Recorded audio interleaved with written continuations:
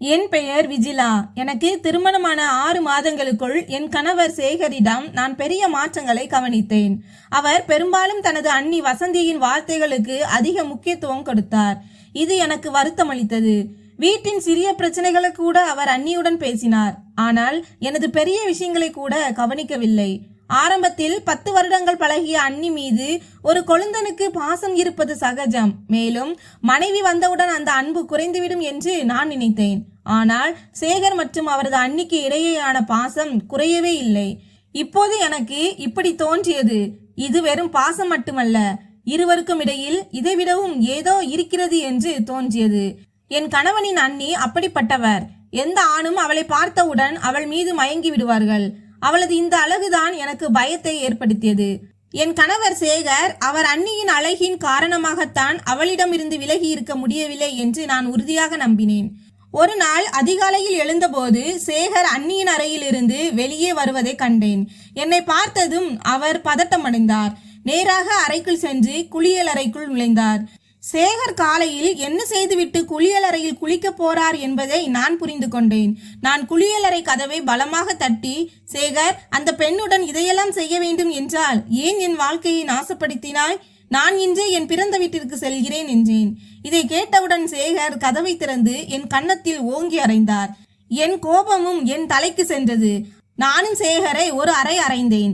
சேகர் என் கைகளை பிடித்து இழுத்து சென்று கட்டிலில் தள்ளினார். மேலும், விஜிலா, இனிமேல் அந்த பெண்ணை பற்றி இப்படி பேசினால் என்னை விட மோசமானவன் யாரும் இருக்க மாட்டார்கள் என்றார்.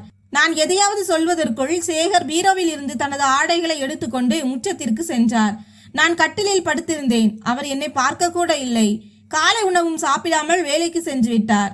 அரை மணி நேரத்தில் நானும் என் பெட்டியை எடுத்துக்கொண்டு என் பிறந்த வீட்டிற்கு புறப்பட்டேன். வசந்தி என்னிடம் எங்கு போகிறாய் என்று கேட்டாள். நான் அவளிடம் எதுவும் சொல்லவில்லை. நான் இப்படி போனது சேகருக்கும் தெரிந்துவிட்டது.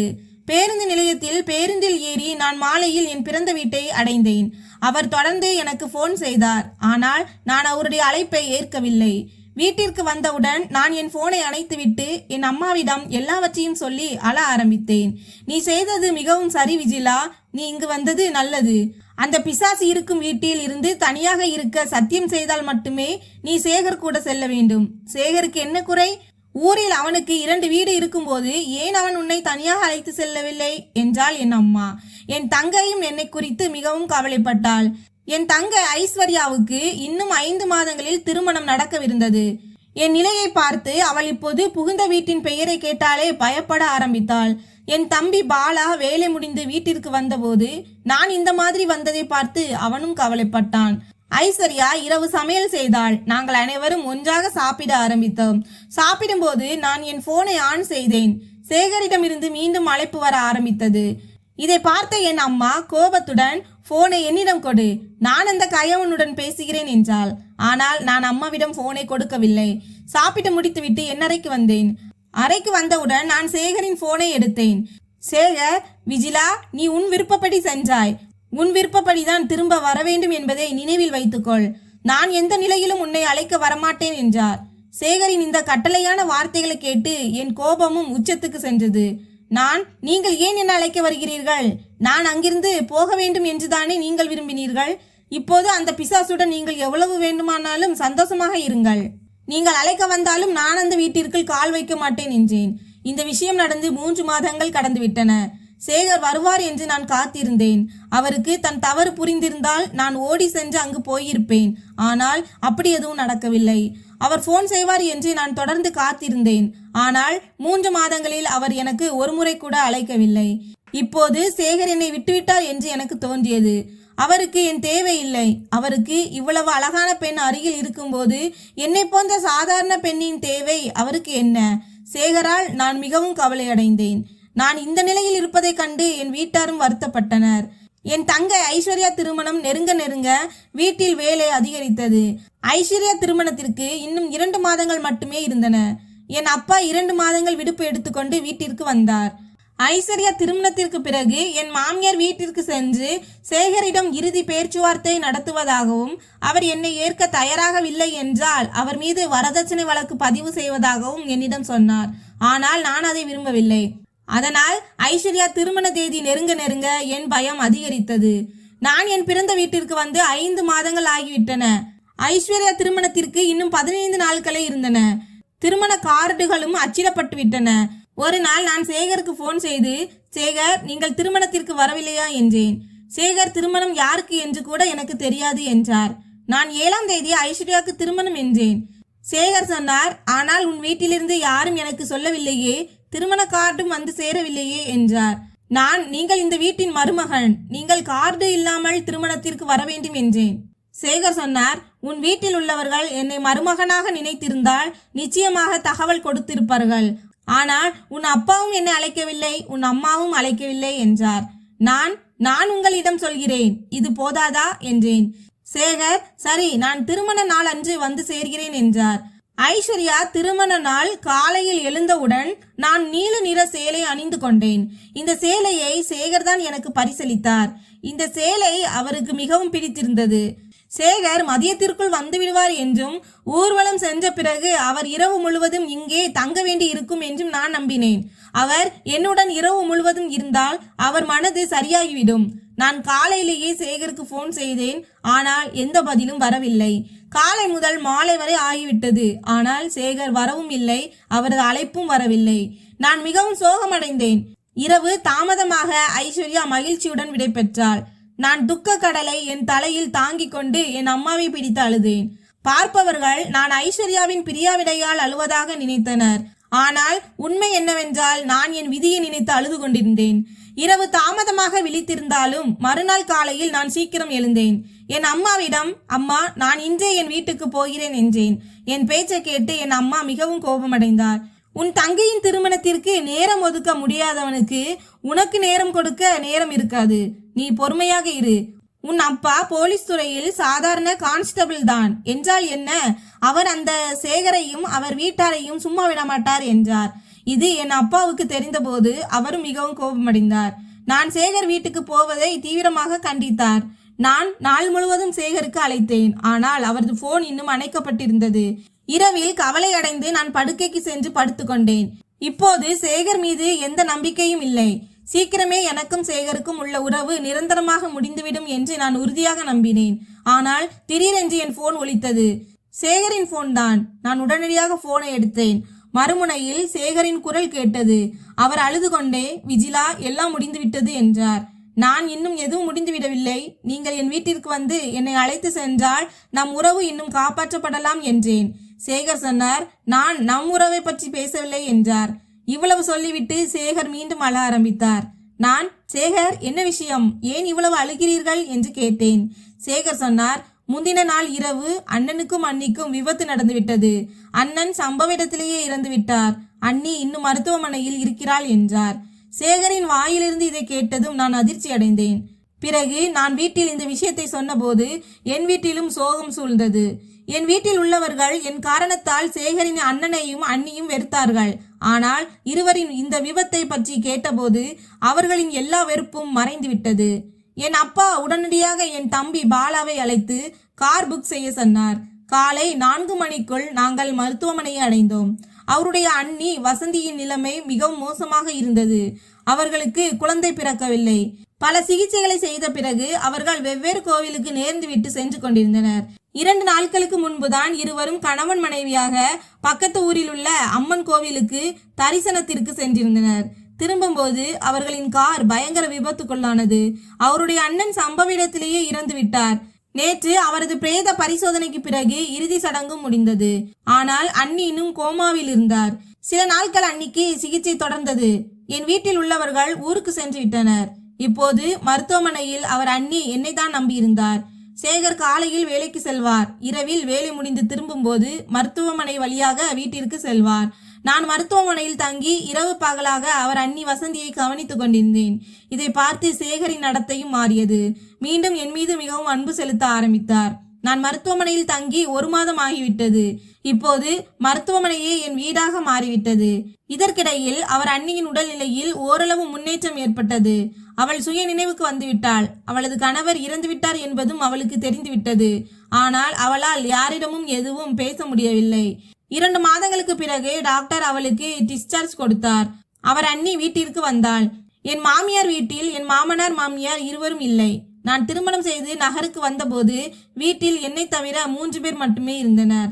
சேகர் மற்றும் சேகரின் அண்ணன், அண்ணி. அவர் அண்ணி வசந்தி தான் இந்த வீட்டின் உரிமையாளராக இருந்தாள். எல்லாமே அவள் மேற்பார்வையில் தான் நடந்தது. ஆனால் இப்போது அதே வசந்தி மிகவும் பலவீனமாகி இயலாமையில் இருந்தாள். நான் அவளை கவனித்துக் கொள்ள வேண்டியிருந்தது. மெல்ல மெல்ல 3 மாதங்கள் கடந்துவிட்டன. இப்போது அவர் அண்ணியின் உடல்நிலையில் நிறைய முன்னேற்றம் ஏற்பட்டிருந்தது. அவள் ஆரோக்கியம் திரும்பிக் கொண்டிருந்தது. ஆனால் அவளால் இன்னும் யாரிடமும் பேச முடியவில்லை. அவர் அண்ணிக்கு தாய் வீட்டில் யாரும் இல்லை. அதனால் நான் தான் அவளுக்கு எல்லா வகையான சேவைகளையும் செய்ய வேண்டியிருந்தது. இதற்கிடையில் நான் கர்ப்பமாகிவிட்டேன் என்று எனக்கு தெரிய வந்தது. இந்த செய்தியை நான் முதலில் சேகரிடம் சொன்னேன். அவர் மிகவும் மகிழ்ச்சி அடைந்தார். நேராக தன் அண்ணியிடம் சென்று அவளது கைகளை பிடித்து இந்த செய்தியை சொன்னார். அவர் அண்ணியால் பேச முடியவில்லை. ஆனால் அவளது முகத்தில் ஒரு லேசான புன்னகை தெரிந்தது. இதன் பொருள் அவள் மிகவும் மகிழ்ச்சியாக இருந்தாள். மெல்ல மெல்ல நாட்கள் கடந்தது. என் 8வது மாதம் தொடங்கியது. இதற்கிடையில் சேகர் மீண்டும் தன் அண்ணியுடன் நெருங்கி வருவதை நான் உணர்ந்தேன். கர்ப்பத்தின் காரணமாக நான் வீட்டின் அத்தியாவசிய வேலைகளை கூட செய்ய முடியாத நிலையில் இருந்தேன். சேகர் வேலைக்கு சென்ற பிறகு பெரும்பாலான நேரம் என் அறையிலேயே இருப்பேன். இரவு சேகர் வேலை முடிந்து திரும்பும் போது எனக்கு சாப்பாடும் தன் அண்ணிக்கு ஜூஸும் கொண்டு வருவார். நான் சென்று அண்ணிக்கு ஜூஸ் கொடுப்பேன். பிறகு என் அறைக்கு வந்து நானும் சேகரும் சாப்பிட்டு தூங்கிவிடுவோம். காலையில் நான் தாமதமாக எழுந்திருப்பேன். அதற்குள் சேகர் காலை உணவை தயாரித்திருப்பார். என்னுடன் காலை உணவு சாப்பிட்ட பிறகு அவர் தயாராகி வேலைக்கு கிளம்பி சென்று விடுவார். ஒரு நாள் வயிறு வலி காரணமாக நான் சீக்கிரம் எழுந்தேன். நான் இன்னும் தூக்கத்தில் தான் இருக்கிறேன் என்று சேகர் நினைத்தார். எழுந்த அவர் அறையை விட்டு வெளியேறினார். ஏன் என்று தெரியவில்லை. நானும் பதுங்கி பதுங்கி அறையை விட்டு வெளியே வந்தேன். சேகர் நேராக தன் அண்ணியின் அறைக்குள் நுழைவதையும் உள்ளே இருந்து கதவை பூட்டிக் கொள்வதையும் நான் கண்டேன். சேகரின் இந்த செயலால் நான் மிகவும் ஆச்சரியப்பட்டேன். நான் நீண்ட நேரம் நின்று கொண்டிருந்தேன். பிறகு சத்தமில்லாமல் என் இடத்திற்கு சென்று படுத்து கொண்டேன். அரை மணி நேரத்திற்கு பிறகு சேகர் அறைக்கு வந்து என் அருகில் படுத்து கொண்டார். சேகரின் இந்த மாற்றத்தை என்னால் புரிந்து கொள்ள முடியவில்லை. அவர் முன்பும் இப்படித்தான் செய்வார். அப்போது அவர் அண்ணி நல்ல உடல் ஆரோக்கியத்துடன் இருந்தாள். ஆனால் இப்போது ஒரு ஊனமற்றவள் போல கட்டிலில் படுத்து இருக்கிறாள். பிறகு சேகர் அறையை பூட்டி அங்கே என்ன செய்கிறார்? வசந்தி முழுமையாக குணமாகி நோய்வாய்ப்பட்டது போல நடிக்கிறாளோ? அதனால் அவர்கள் இருவரின் உண்மை என் கண்களுக்கு தெரியாமல் மறைந்திருக்குமோ? ஊனமற்றவள் என்ற பெயரில் கொழுந்தன் அண்ணியின் காதல் நடந்து கொண்டிருக்கிறது. எனக்கு தெரியவே இல்லை. அடுத்த சில நாட்களுக்கு என்னால் தூங்க முடியவில்லை. மீண்டும் சேகர் மீது எனக்கு வெறுப்பு வர ஆரம்பித்தது. ஒவ்வொரு நாளும் சேகர் இரவு தாமதமாக வசந்தியின் அறைக்கு செல்வதை நான் பார்த்தேன். நான் ஆழ்ந்த உறக்கத்தில் இருந்த பிறகு சேகர் கட்டிலில் இருந்து எழுந்து தன் அண்ணியின் அறைக்கு சென்று உள்ளே இருந்து கதவை பூட்டிவிட்டு அரை மணி நேரம் கழித்து திரும்பும் போது வியர்த்து கொட்டி இருப்பார். என் அருகில் வந்து படுத்துக்கொள்வார். எனக்கு பிரசவமாக இன்னும் 10 நாட்கள் இருந்தன. இருவரின் ரகசியத்தை கொஞ்ச நாளுக்கு மேல் என்னால் பொறுத்து கொள்ள முடியாது என்று முடிவு செய்திருந்தேன். குழந்தை பிறந்த பிறகு நான் பல வாரங்கள் அறைக்கு வெளியே வர முடியாது. அதனால் குழந்தை பிறப்பதற்கு முன்பே இருவரையும் கையும் களவுமாக பிடிக்க நான் சந்தர்ப்பம் பார்த்தேன். இரவு சேகர் வீட்டிற்கு வந்தார். எப்போதும் போல எனக்கு சாப்பாடும் தன் அண்ணிக்கு ஜூஸும் கொண்டு வந்தார். ஜூஸ் கோப்பையை என்னிடம் கொடுத்து அண்ணிக்கு ஜூஸ் கொடுத்து விட்டு வா, பிறகு நாம் சாப்பிடலாம் என்றார்.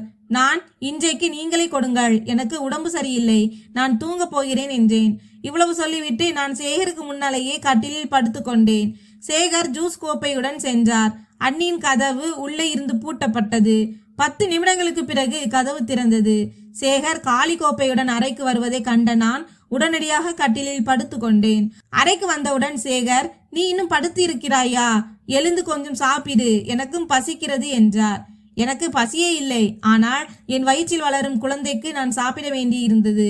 ஒரு வாய் சாப்பாடை வாயில் வைத்தவுடன் சேகர் சொன்னார், விஜிலா, நான் நாளைக்கு அலுவலகத்தில் விடுப்பு எடுத்துள்ளேன். ஏனென்றால் நாளை அண்ணியை மருத்துவமனைக்கு அழைத்து செல்ல வேண்டும். அவரது உடல்நிலை மீண்டும் மோசமாகி வருகிறது என்றார்.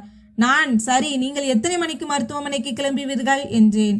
சேகர், நான் காலையில் சீக்கிரம் கிளம்பி விடுவேன். நாளை அன்னிக்கு நிறைய பரிசோதனைகள் இருக்கின்றன.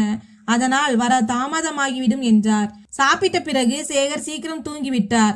ஆனால் நான் இரவு முழுவதும் விழித்திருந்தேன். எனக்கு தூக்கமே வரவில்லை. விடியலுக்காக மட்டுமே காத்திருந்தேன். காலையில் சேகர் காலை உணவு தயாரித்தார். என்னுடன் காலை உணவு சாப்பிட்ட பிறகு தன் அண்ணியை காரில் அமர வைத்துக்கொண்டு மருத்துவமனைக்கு கிளம்பினார். சேகர் சென்றவுடன் நான் கடைக்கு சென்று ஒரு ஸ்பை கேமராவை வாங்கி வந்தேன். அந்த கேமராவை நான் அவர் அண்ணியின் அறையில் முழு அறையையும் கவராகும் ஒரு இடத்தில் பொறித்துவிட்டேன். அந்த கேமராவை என் மொபைலுடன் இணைத்தேன். இதையெல்லாம் நான் செய்து முடித்த போது மதியம் 3 மணி ஆகிவிட்டது. அப்போது சேகரிடம் போன் வந்தது. அவர் மருத்துவமனையில் இருந்து திரும்புவதாக சொன்னார். நான் இன்று செய்த வேலையால் மிகவும் மகிழ்ச்சி அடைந்தேன். நாளை என்னிடம் ஆதாரம் இருக்கும். அதன் அடிப்படையில் சேகர் மற்றும் அவரது அண்ணியின் உண்மை எனக்கு ரகசியமாக இருக்காது. சேகர் தன் அண்ணியை மருத்துவமனையிலிருந்து வீட்டிற்கு அழைத்து வந்தார். அண்ணியை அறையில் கட்டிலில் படுக்க வைத்துவிட்டு என்னறைக்கு வந்தார். பிறகு அவர் தன் அண்ணியின் மருந்துகள் அனைத்தையும் என்னிடம் கொடுத்து எந்த மருந்துகளை எப்போது கொடுக்க வேண்டும் என்று விளக்கினார். இந்த நேரத்தில் அவரது அண்ணி வசந்தி பாவனைகளை பார்த்தால் அவள் அவரது அண்ணி அல்ல, மனைவி போல இருந்தது. இரவு சேகர் தானே ஜூஸ் மற்றும் மருந்துகளுடன் தன் அண்ணியின் அறைக்கு சென்றார். அரை மணி நேரம் கழித்து திரும்பி வந்தார். சாப்பிட்ட பிறகு அவர் தூங்கிவிட்டார். நான் விடியலுக்காக காத்திருந்தேன். நான் ஆழ்ந்த உறக்கத்தில் இருந்த பிறகு சேகர் எழுந்து தன் அண்ணியின் அறைக்கு சென்றார். அரை மணி நேரம் கழித்து வியர்வையில் நனைந்து திரும்பினார். என் அருகில் வந்து படுத்து கொண்டார். சேகர் வேலைக்கு சென்றவுடன் நான் உடனடியாக நேற்று முதல் இப்போது வரை நடந்த பதிவுகளை பார்க்க ஆரம்பித்தேன். அதை பார்த்தவுடன் எனக்கு தூக்கி வாரி போட்டது. சேகர் தன் அண்ணியின் அறைக்குள் சென்று அவளை தூக்கி கொண்டு வீல் சேரில் உட்கார வைத்து அண்ணியின் அழுக்கான விரிப்பை எடுத்து ஒரு ஓரத்தில் வைத்தார். பிறகு அவர் அந்த அழுக்கான விரிப்புக்கு பதிலாக முந்தைய நாள் துவைத்த சுத்தமான விரிப்பை போட்டார். பிறகு அழுக்கு விரிப்பை குளியலறைக்குள் எடுத்து சென்று துவைக்க ஆரம்பித்தார். பிறகு துவைத்த விரிப்பை குளியலறை ஜன்னலில் உலர போட்டார். பிறகு அவர் தன் அண்ணியின் அழுக்கான ஆடைகளை குளியலறைக்குள் எடுத்து சென்று துவைக்க ஆரம்பித்தார். இந்த பதிவை பார்த்த பிறகு எனது அன்றாட நடைமுறை இதுவாகிவிட்டது. சேகர் தன் வேலைக்கு கிளம்பியுடன் நான் என் மொபைலில் வசந்தியின் அறையில் மறைத்து வைக்கப்பட்டிருந்த ஸ்பை கேமராவின் பதிவை பார்க்க அமர்ந்து விடுவேன். ஒவ்வொரு முறையும் நான் சேகரின் அதே நடைமுறையை பார்த்தேன். சேகர் தன் அண்ணியின் அறையில் அவளுடன் என்ன செய்தார் என்றால் அது ஒரு கணவரால் மட்டுமே செய்ய முடியும், அல்லது ஒரு மகன் மட்டுமே தன் தாய்க்கு இவ்வளவு சேவை செய்ய முடியும். ஒரு நாள் திடீரென்று என் உடல்நிலை சரியில்லாமல் போய் நான் மருத்துவமனையில் அனுமதிக்கப்பட்டேன். 2 நாட்களுக்கு பிறகு நான் ஒரு அழகான மகனை பெற்றெடுத்தேன். சில நாட்களில் என் மகனுடன் வீட்டிற்கு வந்தேன். இந்த நேரத்தில் என்னை கவனிக்க என் அம்மா, என் மாமியார் வீட்டிற்கு வந்திருந்தார். ஒரு நாள் நான் என் அம்மாவுக்கு சேகர் மற்றும் அவரது அண்ணி வசந்தியின் வீடியோவை காட்டினேன். அவள் தன் தலையில் கை வைத்து கொண்டு, விஜிலா, நீ மிகவும் அப்பாவி. இது கொழுந்தன் அண்ணிய அன்பு அல்ல. ஒரு கணவர் மட்டுமே இப்படி செய்ய முடியும். நான் இன்றே ஊருக்கு கிளம்புகிறேன். சில நாட்களுக்கு பிறகு நீயும் என்னுடன் ஊருக்கு வந்துவிடு. இனிமேல் உன்னை நான் இங்கு இருக்க அனுமதிக்க மாட்டேன் என்றார். என் பையனுக்கு 1 மாதம் ஆன நாளில் அவர் அண்ணியின் உடல்நிலை மிகவும் மோசமடைந்தது.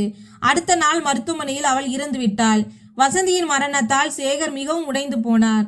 சேகரின் சொந்த தாயார் இறந்தது போல இருந்தது.